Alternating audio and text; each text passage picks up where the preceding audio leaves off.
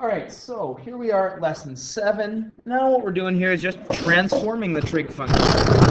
It's transformations again. Yay! Again, basically the same thing we've done at this point like 4 or 5 other times in the course. So hopefully these things are becoming really straightforward and pretty well practiced. Again, if not, make sure you're getting that help. Come on in, get extra help with this idea. So we're going to go through this moderately quickly. So we already kind of know what these things do. You should be able to be done these faster than I am, but this is vertical stretch by a factor of 2, horizontal stretch by a factor of 1/2, vertical reflection and vertical stretch factor 3, or again, you could just say vertical stretch -3. I'm fine with that too. And horizontal reflection, horizontal stretch by a factor of 1/3. Change in amplitude, only the ones where it's on the outside, where I've got a vertical stretch. Or, yeah.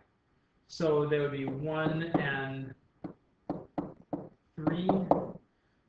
Which is there a change in period? Well, that'll all be my horizontal stuff. So that's 2 and 4. Now, going through these, I could graph these if I want, and if you need to, pause the video right now, graph these all out, and write down what the amplitudes and periods are. Just going to go through it really quick. Amplitude is 1, period 2 pi. That's just usual. 2, 2 pi. 1 pi, because this is a stretch by a factor of 1/2, which means that the value is going to get smaller. There's that. Sorry, I'm losing where I'm going here. Amplitude is here, 3, 2 pi. Here, 1, and it's going to be 2 pi over 3, because it's a factor of 1/3. This is going to be 5, and pi over 2. This is going to be 1/3, and this is going to be 4 pi, because this is really a stretch by a factor of 2. So as it gets bigger, that's where those pieces are going to go. And then, last but not least, this is just going to be a, and this is 2 pi divided by my b value, whatever that is. And would it be the same for cos? Yes. Yes, it would. And that's the answer to those. Hopefully that all makes sense. Again, if not, pause it, go through, prove it yourself. Here's the notes. This is kind of the explanation piece. Goes through all those things. Here's how to graph them manually. Not that you'll have to do much of this, but it is sort of an important understanding piece. But then the way we do these is that you figure out the max and min, figure out your amplitudes, and then you figure out your period. I like kind of making a big box. So if I was going to do this by hand, okay, amplitude is 4. So above and below the graph by 4. And so it's going to be up here and down here.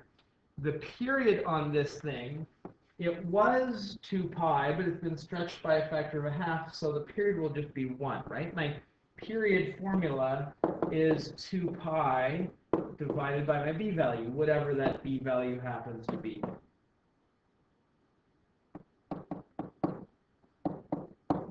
So there's that. I'm going to kind of make a box that looks like this. Now I break that box into fourths, so I break it into 1/2, and then 1/2 of each of those sections. This is where it's going to hit all of its relevant points, maxes and mins. Now cosine graph, the cosine graph starts at its peak, remember, it does that. With the x value, so when theta is 0, it's 1. So it's going to be up here. Then it's going to hit its midline down here, minimum line here, midline again, and then back to its maximum. So it's going to kind of look like that. And then it would keep going. That went too low there. That's okay.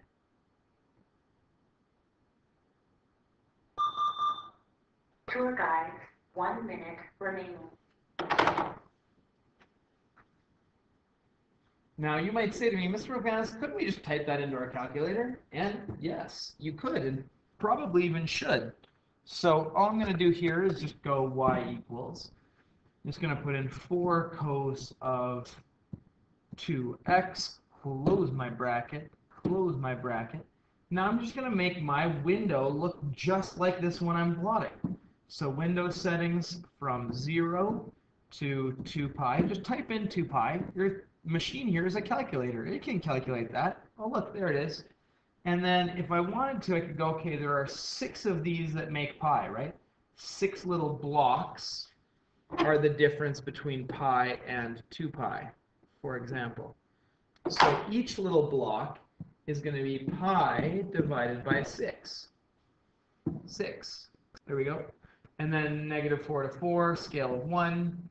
Now my graph should look exactly like this. Without the grid, of course. But that looks like it's right. It's got that nice W-y shape. Here I have that nice W shape over here. Whoop, that's not what I wanted to do at all. Let's fix that, shall we? There we go. So that's how that all looks. Sketch the graph, graphing calculator, verify. Perfect.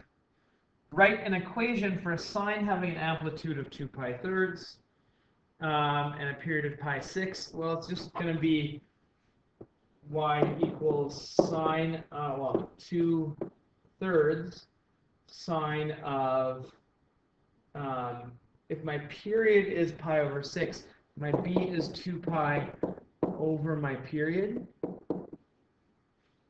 Same formula, I just sort of rearranged.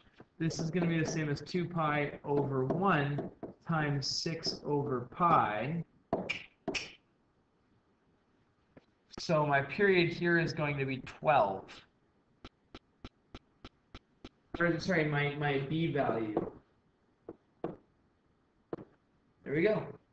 Cosine function amplitude 3 and period of 720 is going to be 3 cos of, to get to 720, I would need a horizontal stretch by a factor of 2, which means it's going to be cos of 1/2 x. And tangent function having a period. There isn't really an amplitude with sine and cos, or with tangent, sorry, there's no amplitude. There is a period, however, although it's important to note that your basic tan x, has a period of pi, not 2 pi. So you don't need that part yet. We'll get there. But it's tan is a period of pi. So to get to a period of pi halves, I need to multiply by half, which means it's going to be tan of 2x. Okay, amplitude and period of this graph. So here we go. Here's a graph. What's the equation? So first I go, okay, amplitude is 3. Goes 3 above and 3 below. And that's always my a value. And then this one is a sine that starts with its midline going up. There's basically 4 models that I'd have to consider. Normal positive sine looks like that. Negative sine looks like that. Positive cos does that. And negative cos does that. Those are my 4 models I can choose from. This one looks like this, so it's going to be positive sine. So 3 sine. Now my period, it looks like it goes from here to there, which should be pi. This is going to be between 0 and pi halves. This is now between pi and 3 pi halves. So it's going to be pi quarters and 5 pi quarters for my 2 pieces. So if this is pi quarters and this is 5 pi quarters, 5 pi quarters minus pi quarters is going to be 4 pi quarters, which is pi. So my period is pi.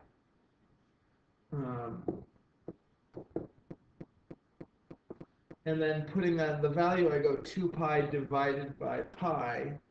So my new thing here is just that. Hopefully that makes sense. All right, last one here. Graph represents the effect of tides on mean sea level over a 24-hour period. This graph has the equation blah, blah, blah. So all I need to do is find my A and my B value.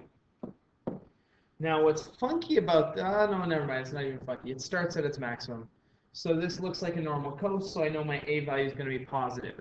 It's not like flipped around vertically, there's no reflection or anything. So all I need to do here is figure out my amplitude and my period. And so my amplitude is 4. That's easy.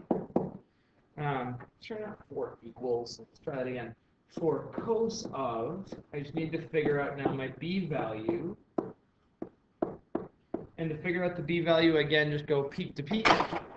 See, this one here is at 12. And this one here is at 24, because each of these units is 3. So it's got a period of 12. So if my period is 12, my B equals 2 pi over my period. My B is pi 6th. But bam, another one down. So that should be really straightforward. Now, all right, so one more quick thing. There's good practice in this assignment, but I'm also going to point out this fantastic site here. This is Khan Academy, which I hopefully have talked to you guys all about already. But this is a great activity because it's just giving me the basic graphs, and all I'm doing is figuring out amplitude and period, and it'll give me an infinite number of them. And if I'm stuck, there's the I'd like a hint button over here, and a video. Oh, there's my video too that would demonstrate how to do it. Now, just looking at this thing, here's my amplitude. It goes up 0.5 from its midline. And if I look for my period, there are those lines. So there's my amplitude is 0.5. So I know that this is going to be 0.5 right here, right off the start. And then I look at my period, and my period here is 8 pi from max to max. And so if my period is 8 pi, 8 pi, then B value equals 2 pi over period equals 1/4. So 1/4.